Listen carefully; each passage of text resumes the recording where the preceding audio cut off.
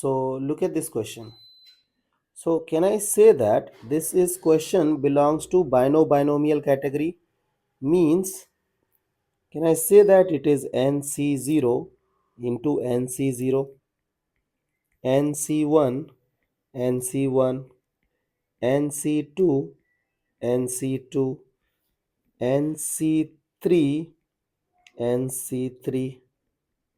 Okay, so this is binomial. Now you know how to handle binomial series. So the idea is first we have to write down the RF term.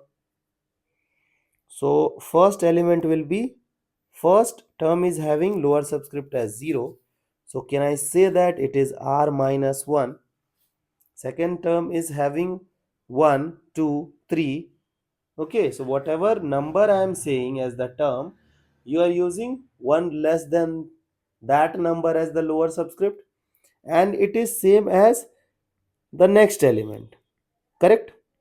Now, the second step is you have to write down sum of lower subscript free from R, and you know that for that we have to manipulate one of them.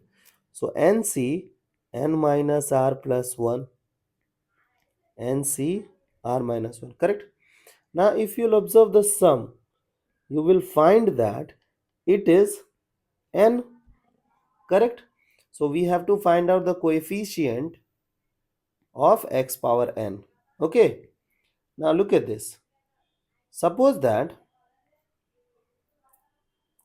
you know that this thing has been derived from 1 plus x power n. Look at the upper subscript. And this is also derived from multiplying 1 plus x power n with 1 plus x power n. So if you'll observe, this is base is same, so power will be added. So 1 plus x power 2n. Now in the expansion of 1 plus x to the power 2n, we want coefficient of x power n. So answer would be 2n c n, because 1 will take power 2n minus n and x will take power as n. So the required answer is this. Okay, here in place of x there is 1 and in place of y there is x.